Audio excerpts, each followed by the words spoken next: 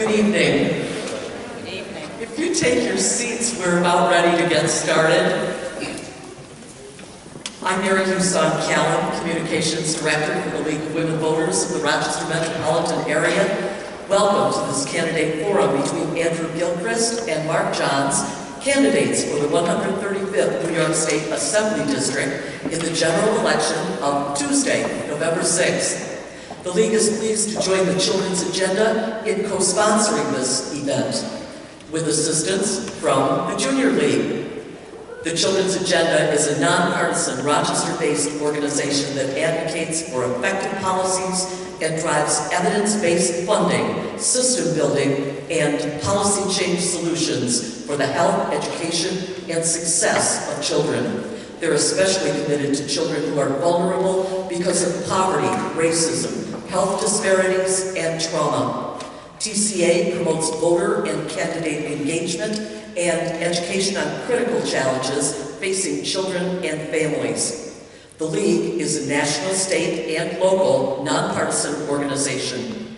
We believe that informed voters are the backbone of our democracy. We register citizens to vote, and if in fact you are not registered, please see us. We will make sure that you are by the time you leave. We study issues of public interest and share our findings publicly. We advocate for policy change. We also sponsor public forums such as this evening's. We request that all of our guests respect the candidates, our hosts here at Third Presbyterian Church, and of course our own commitment to civil and respectful discourse. Please note that in addition to the two candidates in the 135th Assembly District who are participating in the forum this evening, 5 other candidates accepted our invitation, but their opponents were unavailable. The League of Women Voters has a policy against empty chair debates. That is, having a candidate appear without an opponent. As a result, those 5 candidates will not be participating in this forum, but we thank them for being willing to answer questions from the voters. Some of them, in fact, are with us this evening. And please stand as your name is called. Jen Lunsford of the 55th Senate District. Jeremy Cooney, 56th Senate District. Peter Deitchen of the 62nd Senate District. Barbara Bayer of the 133rd Assembly District. And Harry Bronson of the 138th Assembly. In addition, we would like to introduce Jamie Romeo, who is also here and is running for the 136th Assembly District seat.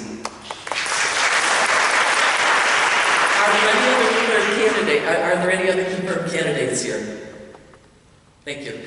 At the conclusion of the forum itself, a little before 8 o'clock, these candidates or their representatives, as well as Mark Johns and Andrew Gilchrist, will be available for informal discussions. Our distinguished moderator this evening is Shirley Thompson, who has previously served on the Rochester City School District Board of Education for 8 years and is a very active 45-year resident of the city of Rochester. Without further ado, please join me in welcoming Shirley, and let's begin.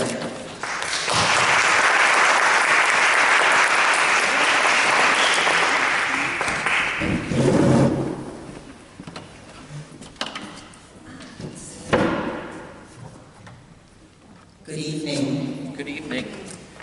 Well, I'm going to be seated. It feels a bit strange, but I'll sit, and if the spirit moves me, I'll stand at some point.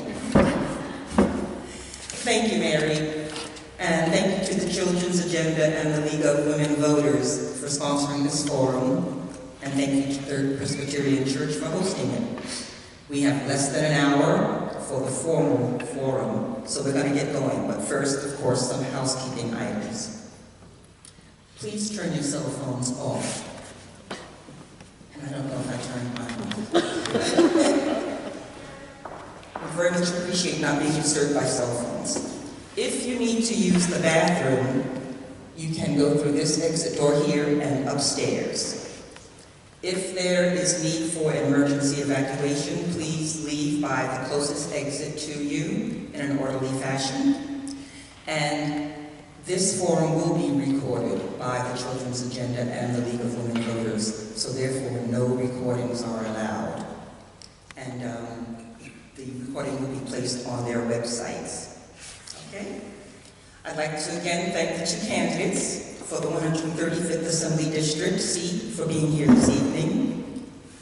Challenger Andrew Gilchrist is on your left, and Mark Johns is on your right.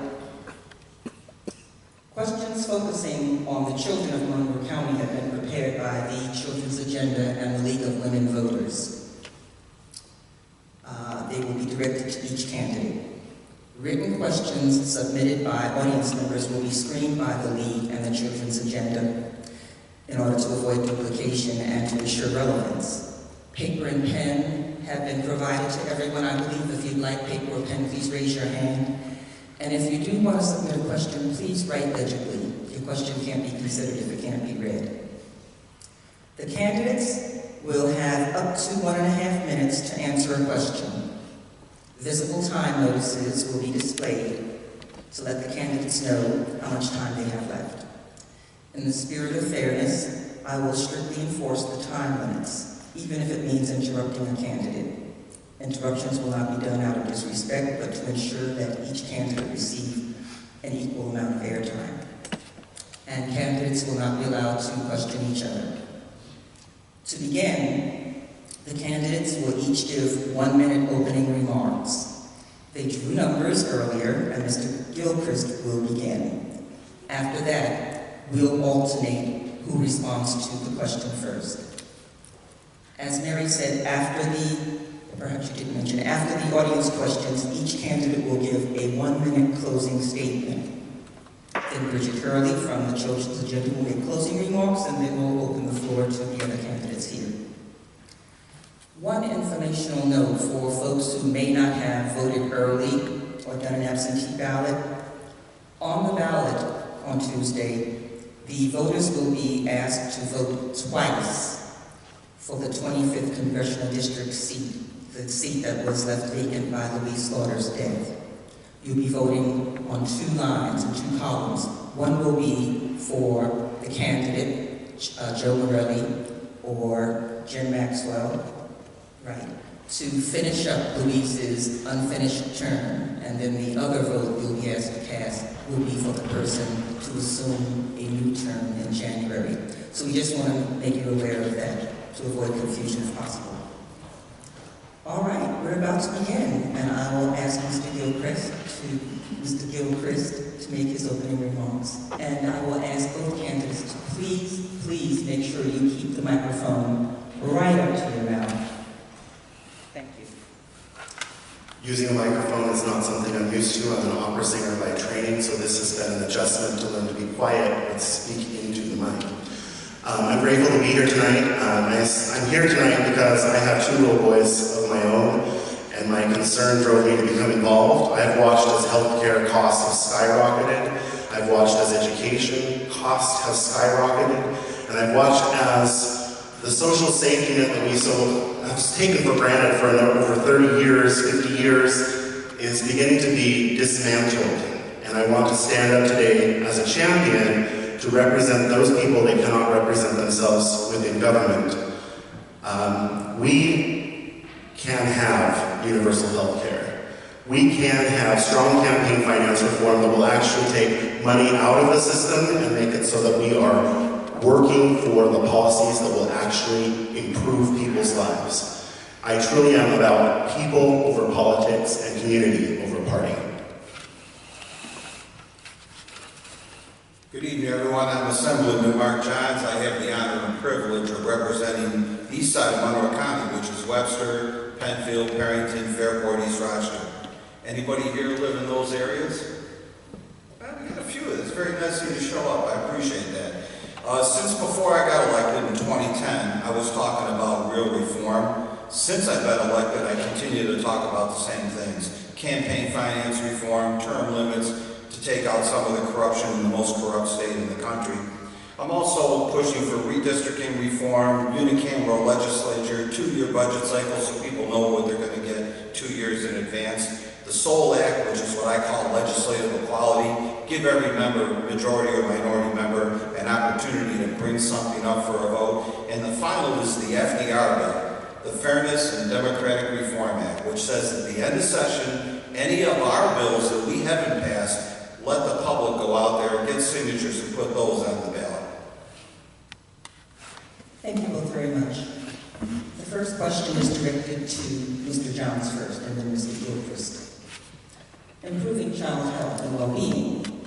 Studies show that childhood trauma has lifelong effects on an individual's mental and physical health. In the Rochester area, too many children grow up in under-resourced families and neighborhoods, and in communities heavily impacted by concentrated poverty. 2/3 of Monroe County high schools report that they have had adverse experiences that research has shown places them at higher risk of challenges later in life. If elected or re-elected, how will you work to prevent childhood trauma and improve the health and well-being of children and families in your district? Well, it may not be as important in my district, but I know in the city here it's important. Community schools, places where we can have not only meals for low-income children, but also health care right in the schools to be able to help these kids adapt a maybe less than desirable lifestyle back home, give them all the opportunity they need so they can become successful students and citizens. Thank you. Mr. Gilchrist. So right now, actually, my son is requiring some work through the fact that my ex and I have gotten divorced, and that was fairly traumatic for him. He was very close to me, and the separation of our family. One of the best resources that we've had has been a school counselor. Our underfunded schools within the Rochester City District are stretched thin.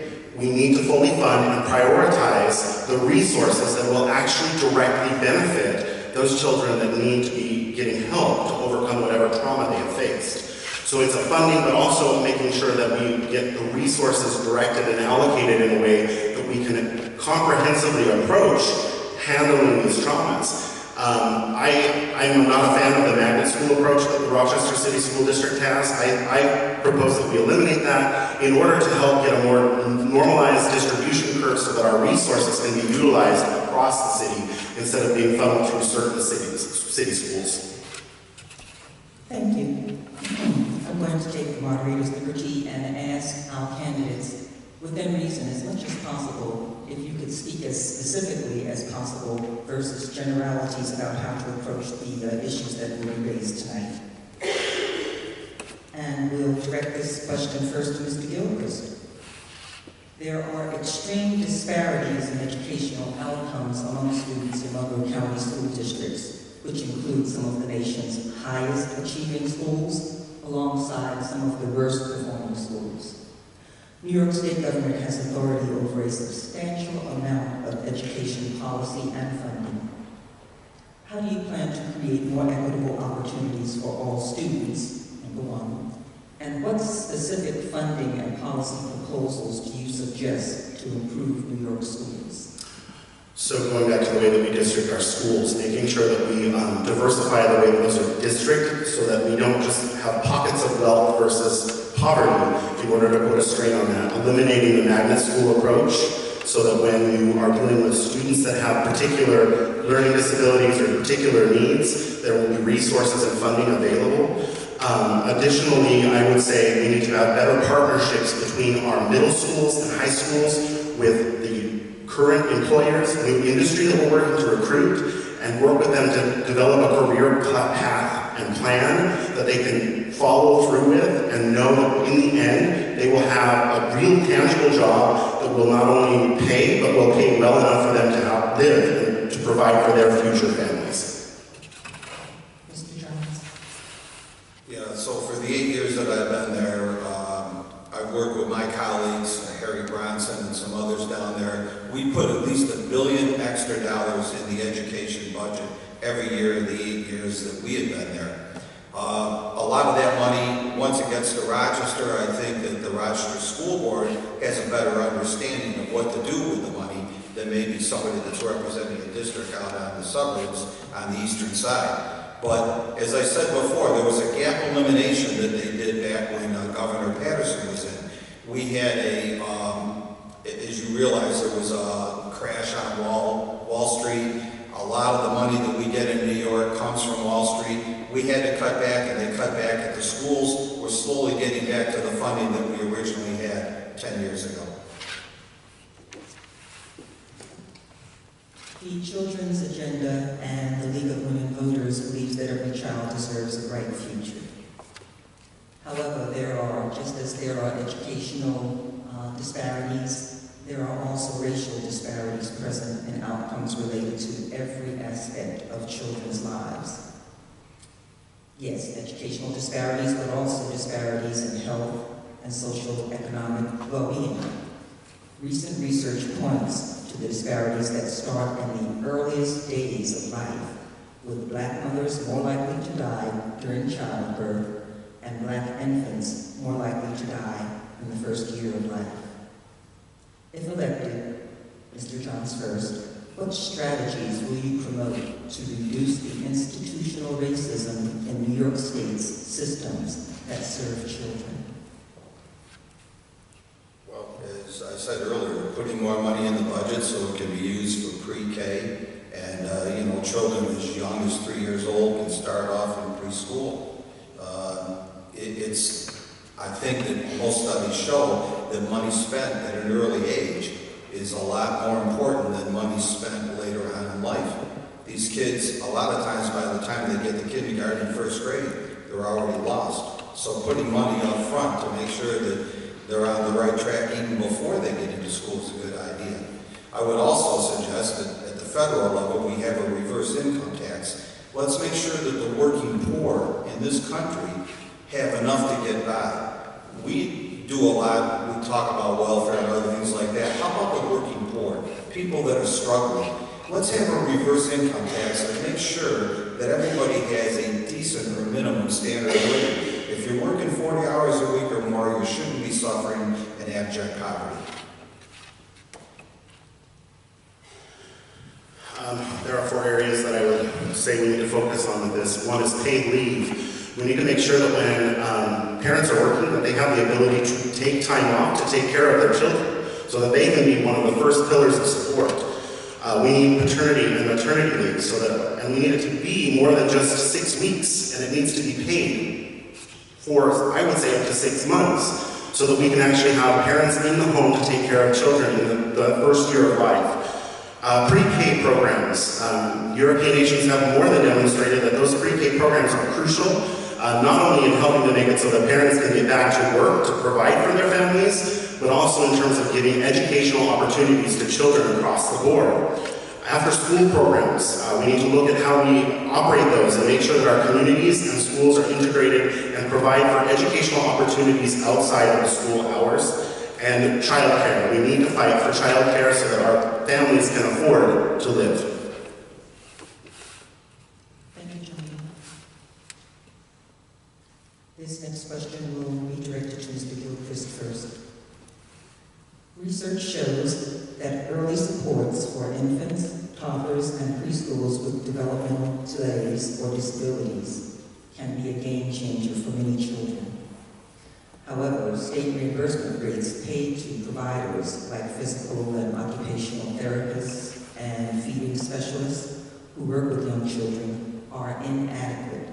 Some rates have even been cut in recent years. Because of these low reimbursement rates, programs are closing and a growing number of providers are leaving the field, making it difficult for children to get services in a timely manner with maximum impact. 1 in 3 young children in Monroe County in 2016 had to wait at least 30 days for services to begin, and some wait months. If elected, what would you propose to ensure timely, early developmental services and therapies to all children who need them? This, to me, comes in part with the way that we look at our health care, which when you're talking about long-term needs for children, I have a friend who is deaf, and he was fortunate enough that when he began to go deaf at the age of 3, his mother was able to integrate him into the deaf community and get the language skills he needed because their area had funding for this. We have to start looking at what the long-term outcomes will be and making sure that we're prioritizing educational supports, disability supports, services, our infrastructure on the whole when it comes to even just transportation is inadequate in supporting our disabled community, and that impacts directly into children's accessibility when it comes to health care and education. Yeah, on a related note, back I believe in 2014, the governor proposed a budget where they cut 90 of the $120 million that went to OPWDD, Office of People with Developmental Disabilities. The budget passed, but the Assembly Republicans, which I'm one, we went out there and started protesting, talking about we need more money, because it wasn't just $90 million that was cut out of the budget. It was 180 because it's a lot of Medicaid money. It comes in half from the federal government. So we've already done stuff to try and stop the cuts. I've been a part of that Be Fair to Direct Care, which advocates for $15 an hour. These are tough jobs. When you're working with the developmentally disabled, they are tough jobs. And when the minimum wage is going to 15 for people that work at McDonald's, we need to understand that that's a very important job to be working with disabled people at any level, from infants on up, and we should be funding it.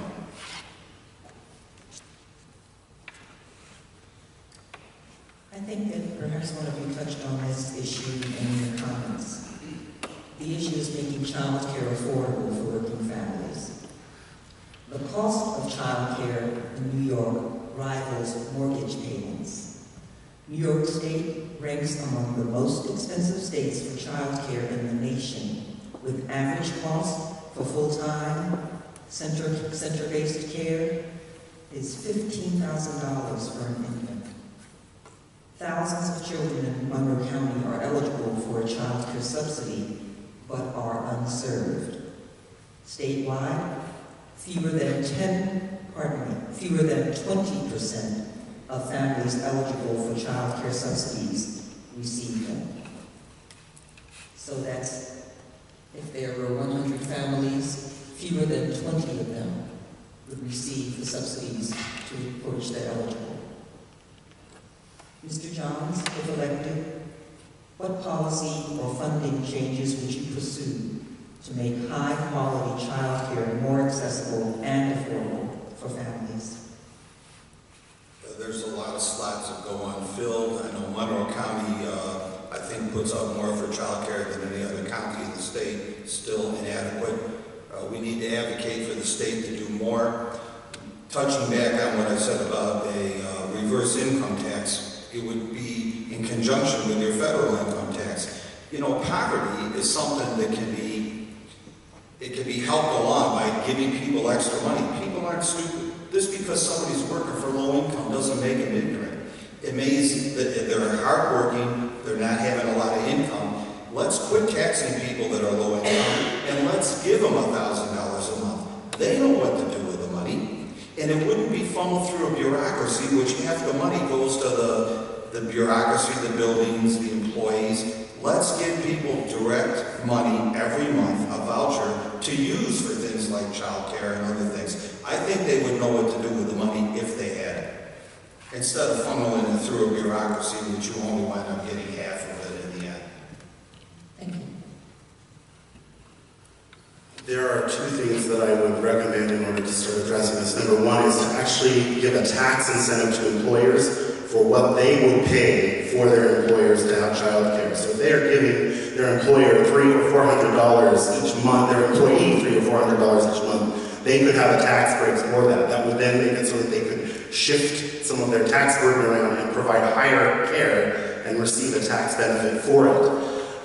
Then also, we have the New York State of Health portal. We already have income information about people. We could use that system to actually connect people through that application process for the subsidies if they are qualified for them without some additional process having to be completed by either side. I meant to do a check. Can everyone hear the candidates? The mic is working well? Okay, great. Again, we've Many of the child care educators caring for New York's youngest are paid wages that leave them living at or near poverty. The average median wage for a child care educator in New York is $12.38 an hour, or $25,760 per year.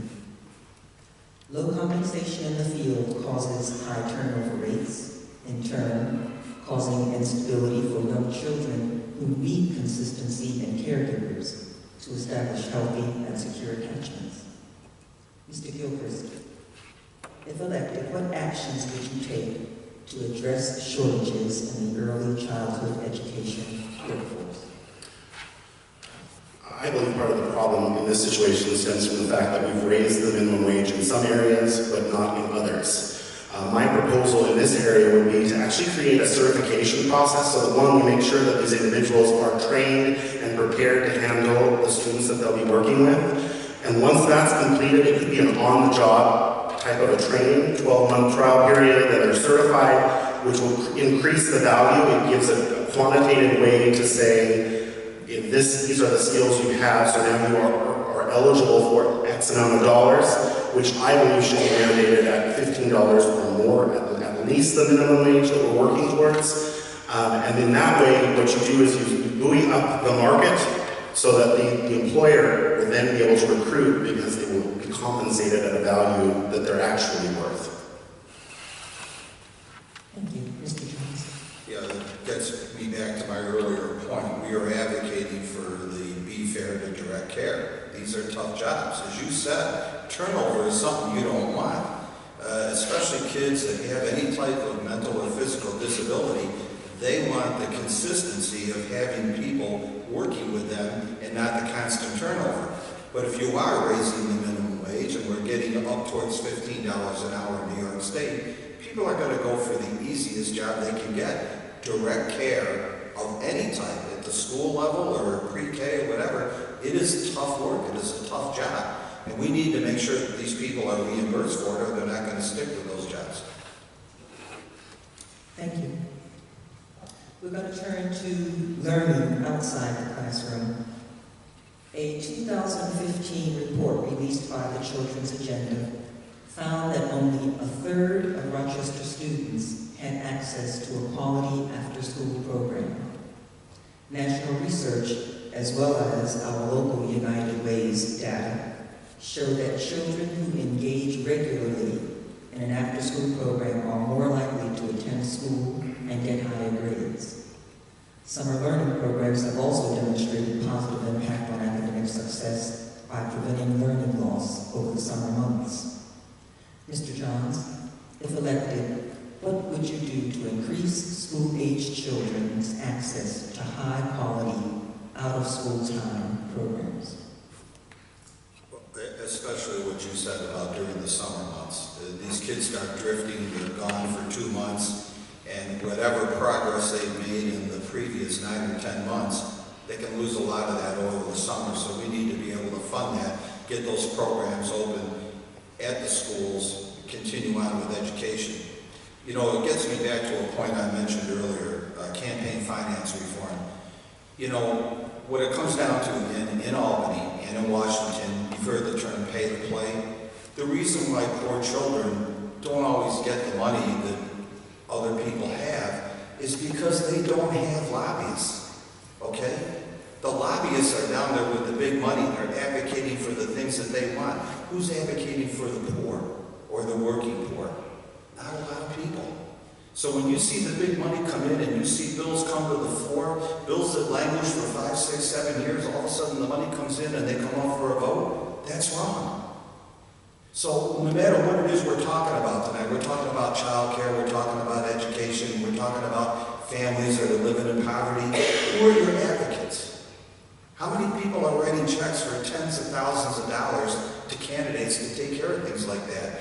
But you watch, tens of thousands, hundreds of thousands of dollars in campaign donations winds up with hundreds of millions of dollars in money from the state and tax breaks. And you wonder why New York State is so corrupt. In my son's school, if you pay $600 a month for a YMCA membership, there are actually quality programs after school. But my proposal would be to actually use our community and recreation centers, which are already receiving tax dollars and funding, to work to create integrated programs that, one, not only tie them more closely to the community, but also can be a source for childcare itself at the schools and can be offset already with tax dollars that are in use. In this way, it would expand our after-school programming and also create a pathway for them to become a future involved citizen. Thank you both. We're coming up to our last question prepared by the Children's Agenda and the League of Women Voters. So if you are thinking of asking a question, please write it up and raise your hand and someone will come and pick it up. And we have junior league members that will pick it up.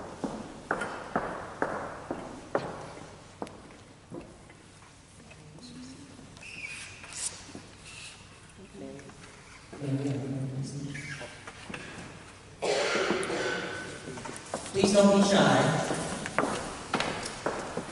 All right, the last question, the last prepared question, will go to Mr. Gilchrist first. It's talking about getting youth on the right track. In 2017, New York State approved a raise the age policy in New York that shifts 16 and 17-year-olds to the juvenile justice system. This change took effect on October 1st of this year, 2018. While this will be better for the youth and for the community safety, raise the age will require more funding for specialized detention beds and more alternative to detention, probation, and diversion services. Governor Cuomo committed to 100% state reimbursement for county expenditures related to raise the age. Mr. Gilchrist, if elected, how will you work to achieve full and effective implementation of raise the age in your district? And, part B, what else will you do to keep youth out of prison and disrupt the school's prison pipeline? I consider myself to be very fortunate in this regard. My dad was a nuclear engineer turned environmental engineer, and my mom was a cosmetologist. And so I had a lot of career-focused drive from my parents. Not every home has that, but what I would say is what we have to start looking at is by integrating our after-school programs and creating these opportunities to build their skills and abilities in these programs. Then what we can do is expand our resources to open up career mentors and specialists and work with our universities and our community colleges in order to help build a track based off of the students' interests and have them go explore those jobs, do some on-site exploration of what that would entail, what that future looks like. We have to help all of our students and our youth, anyone under 18, see what the opportunities are out there and show them what that path looks like. If we build that path for them, create the excitement, and give them the funding and resources in order to have that guidance, we can actually help them to avoid the paths that might seem easier to them in what could be possible and go for the things that will actually have the most payout for them in the end. Well, yeah, as far as raise the age goes, I agree with obviously technical and vocational training is very important. Let's get these kids on the right path.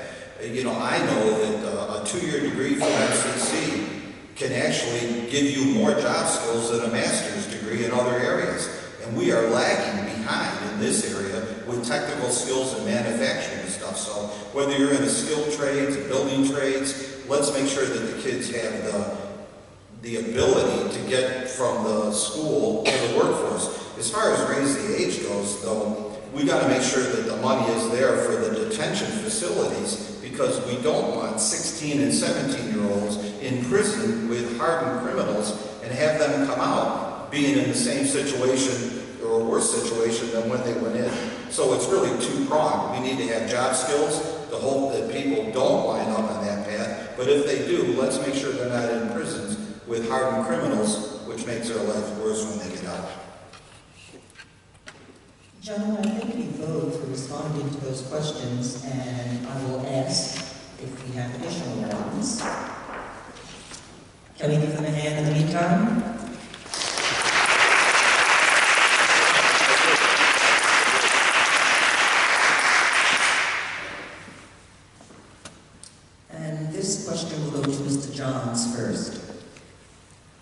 The lives of our children are already affected by climate change, and studies show that if we don't cut CO2 levels, carbon dioxide levels, within a decade, climate change will be catastrophic.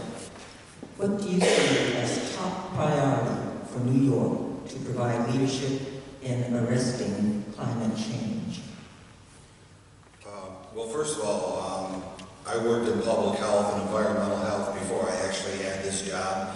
I have a 92% rating with the environmental advocates, so, you know, I'm rated pretty well with the environmental group. I do believe in climate change. I think it's a reality. I think it's exacerbated by man-made situations. I think at the state level, we have regional, carbon emission for the Northeast, but we really need to do something at the national level and really the international level, because carbon dioxide or any other pollutants that go up in the air, they go everywhere. So, you know, we need to do something at the national level. Maybe what we could do is put a gas tax on. I've never voted for a tax increase of any kind, but maybe at the national level, if we had a gas tax, people would start conserving, carpooling, taking mass transit, and we could use that money to fix some of our infrastructure as well, and save the climate and the environment at the same time. Thank you. Mr. Gilchrist. So one of the biggest problems we have, according to the World Health Organization, is that we humans are literally threatened by our own garbage. That is the biggest threat to our health and our life. We have plastic islands larger than many of our states floating out in the Pacific. The reason this happens is because instead of us taking care of our waste locally and using modern waste-to-energy technology, we are shipping our waste out of our country, and it's not being handled properly. So my proposal is, if New York State wants to be on the forefront, we have to redefine what waste-to-energy technology is, because the DEC says that that's what they stand for. But the High Acres landfill definitely stands accustomed to that. Is not what they prioritize. If we fight to implement this new technology at the local level across New York State, we can cut emissions in a very large way within our own state and become a model for the rest of the country to follow. Hold on to the microphone. The question will come to you next. Children in Webster deal with domestic violence on a daily basis. What do we do to help give them a voice and feel safe? That'd be the first question. I think that this goes back to what we discussed earlier in terms of having the correct resources within our community, within our school systems, to make sure that our children understand when they need to tell someone about what's happening to them, how they go about doing that, and that they're taught it's okay to tell the truth about the situation and make sure that an adult knows. What that means is we have to expand our educational approach to reporting domestic abuse or reporting trauma that they are experiencing, because the biggest threat is actually them feeling isolated and unconnected. So we have to make sure that we build a safety net within our social structure and within the educational structure so that they know that they can report it and they know how to do that. Yeah, folks, before I got this job, I worked at the Monroe County Health Department, so I dealt with housing, sanitation, things like that. Things that actually cause child abuse and child neglect. And nowadays, it is tough to get young people to go into child protective services. The CPS is constantly coming up with new classes of trainees, and they wind up leaving. It's gotten worse since I've left. Now, I was never directly in child protection, but I can tell you we need more child protection workers. And families that are dysfunctional, and worse yet, when there's violence involved, we need to step in right away, because these kids are going to be traumatized, and you're going to get past 2 or 3 years old. Their lives are really heading in the wrong direction. That's why early childhood intervention, pre-K and all that are very important, and we need to make sure that parents are actually doing a good job with their kids, or we're going to have a bigger problem when these kids are adults. Thank you. It's interesting that you bring up Child Protective Services. This next question is related to that. Our CPS system is broken. What do you think are the top 2 reasons why? Top 2 reasons why, and it continues, the CPS is failing our children. And, especially important, how do we change this? Mr. Johns?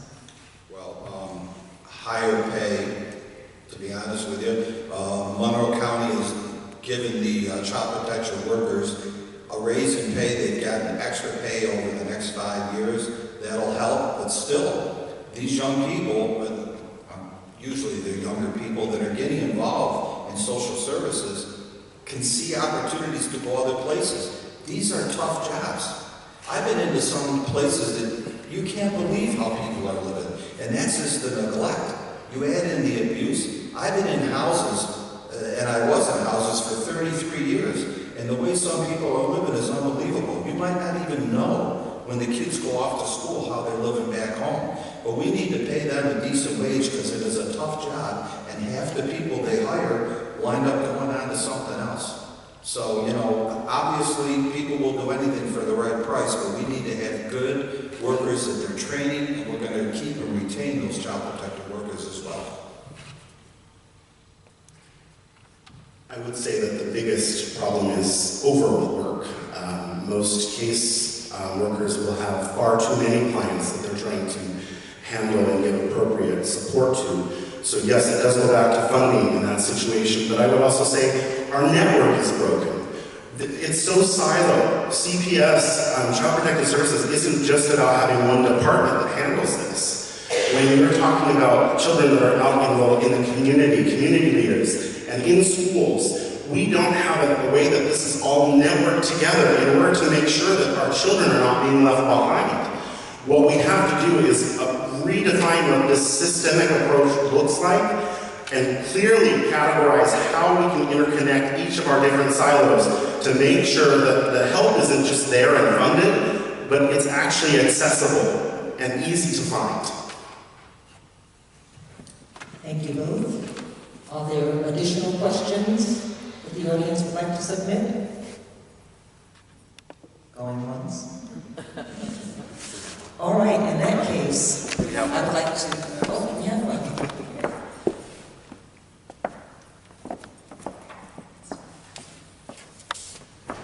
And this will be our last audience question before we break into the informal discussion. Let's see, we'll start with Mr. Gilchrist, who finished last.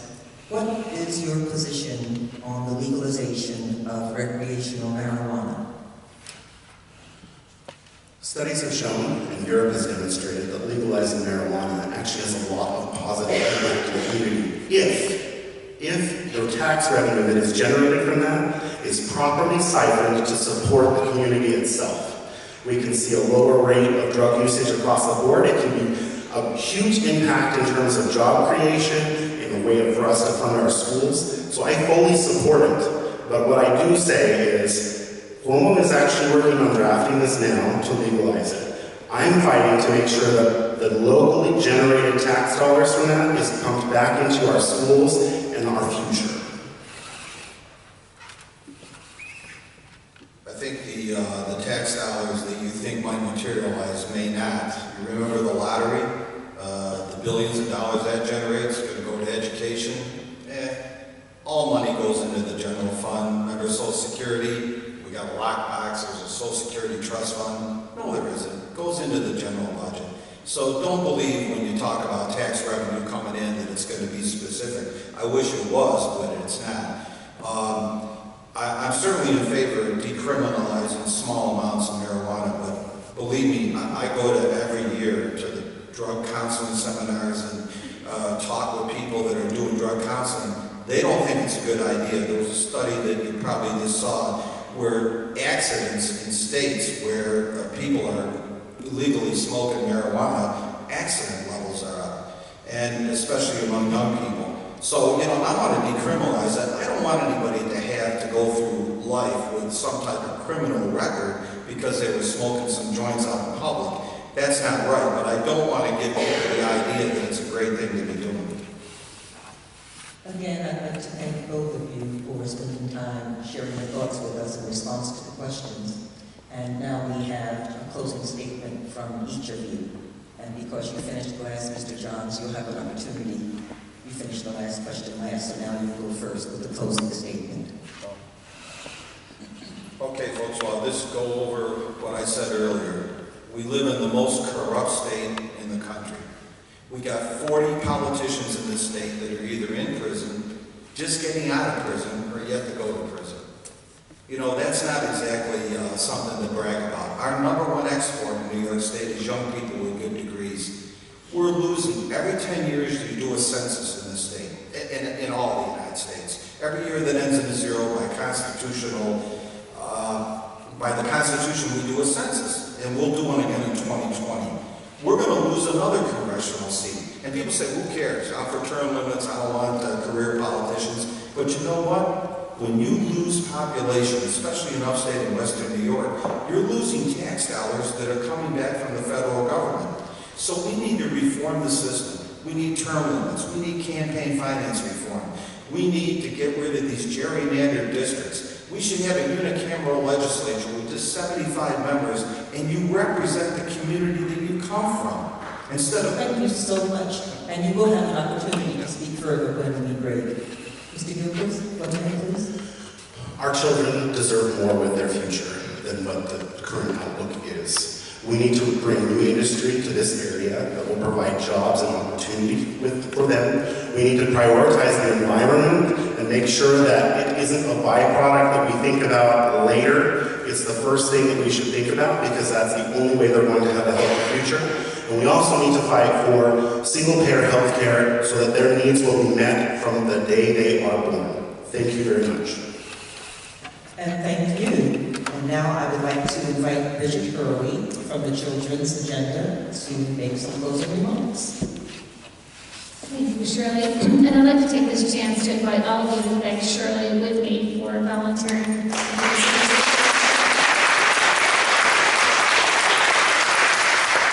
We appreciate Shirley's efforts, and also thank you to the members of the Junior League of Rochester who are I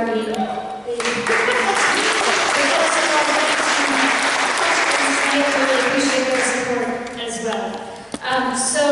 And also thank you to Third Presbyterian Church for the hospitality tonight and inviting us to come and use their space. Thank you.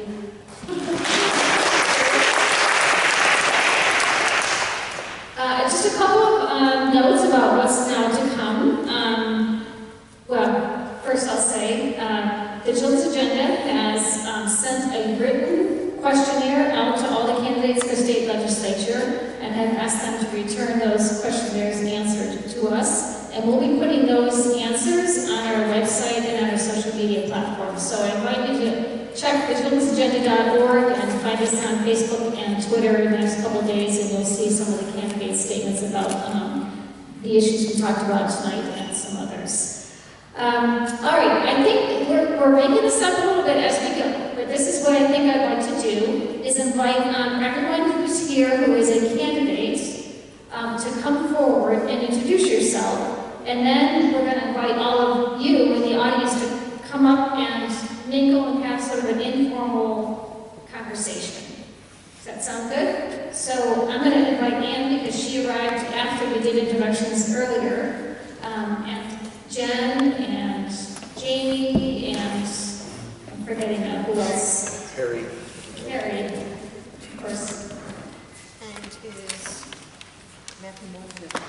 And Matt Moore, are you here for Jeremy? No, Jeremy, can you please?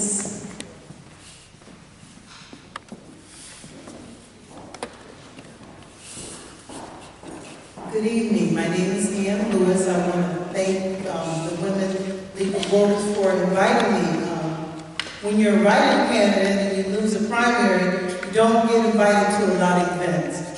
However, I am running for state assembly against David Gant, District 137, which includes the 19th Ward, Gates, Cornhill, and the east side of the city.